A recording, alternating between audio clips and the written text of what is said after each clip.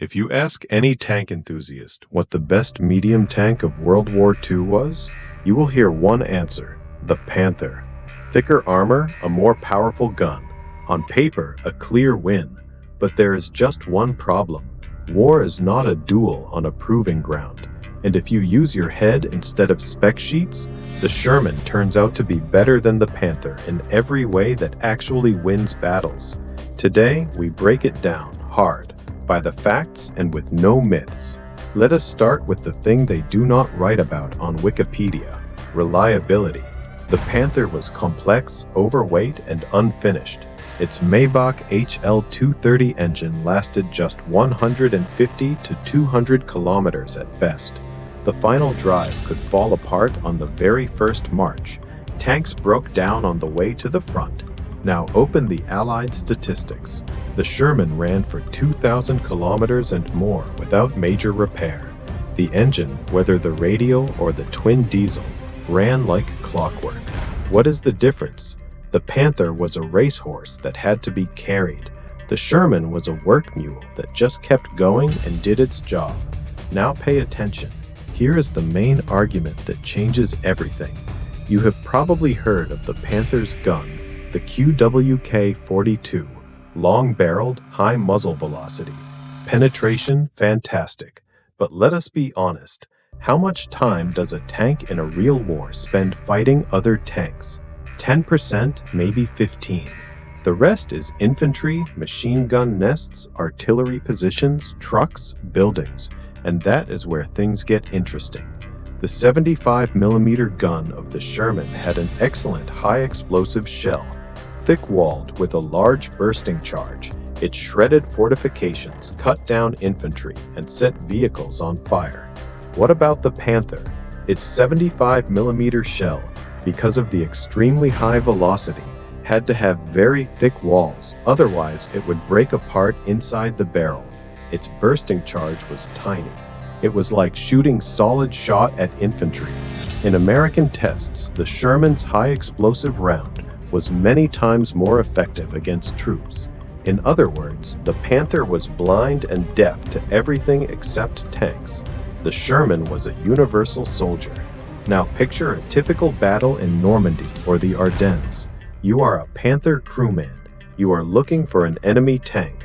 All around you there is infantry with Panzerfausts, aircraft, ambushes. Your tank cannot fire an effective high-explosive round at the infantry because the shells are useless for that job. Now think, what would a Sherman be doing in the exact same situation? Exactly. But there is more. There is something the fans of German tank building stay quiet about, and it is directly connected to losses. I will explain now. The Panther was difficult to repair. To change the transmission, you had to remove the turret and disassemble half the hull. In the field, that meant only one thing. A damaged Panther almost always became a total loss. The Sherman was repaired in hours. The engine could be swapped in half a day. The turret was lifted with a standard crane. A damaged Sherman went back into battle the next morning. And the crew? The Panther had narrow hatches. Escaping a burning tank was a whole ordeal. The Sherman was roomy, with spring-loaded hatches. Loss statistics speak for themselves. The chance of surviving a hit was far higher for an American crewman. War is not only about iron, it is about men, and here the Sherman wins outright.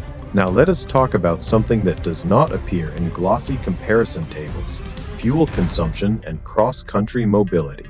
The Panther drank fuel at a terrifying rate. Its gasoline Maybach burned an average of 280 liters per 100 kilometers on roads, and up to 400 liters off-road. That is like refueling a heavy bomber. The Sherman, even with its radial gasoline engine, consumed around 200 liters, and the diesel versions even less. The difference is enormous. The same amount of fuel let a Sherman go twice as far. The Panther's road range was about 170 kilometers. The Sherman's was close to 240. In an offensive, when every jerry can is worth its weight in gold, that decided whether a tank reached its objective or died stranded in a field. But even more important is cross-country mobility. At 45 tons, the Panther bogged down where the 33-ton Sherman rolled through with ease. The Panther's wide tracks were a desperate attempt to lower ground pressure, but the weak transmission and nose-heavy hull made it helpless in mud and snow. Panther crews feared leaving a hard road almost as much as they feared enemy tanks. The Sherman could turn on a dime, push through a marsh, and climb sloppy dirt tracks. A tank that cannot go where the infantry fights is not a tank at all. It is a helpless target. And finally, the production numbers.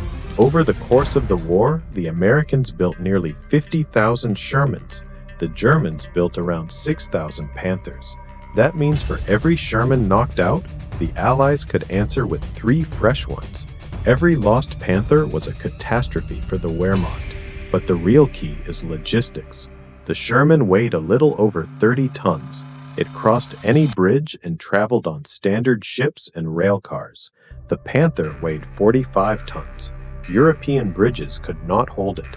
Transport often needed special equipment. A tank that cannot get to the battlefield on time is useless, no matter what gun it carries. So why does the myth live on that the Panther was the best tank? Because we still measure tanks as if they are competing in a shooting match at 1 kilometer.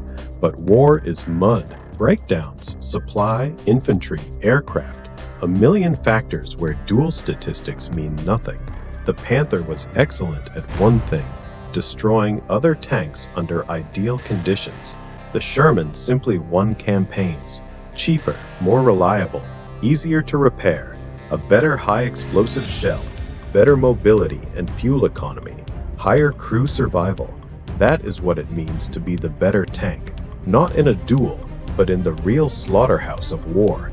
And do you know which tank the Germans themselves considered the most dangerous opponent in 1944 and 45?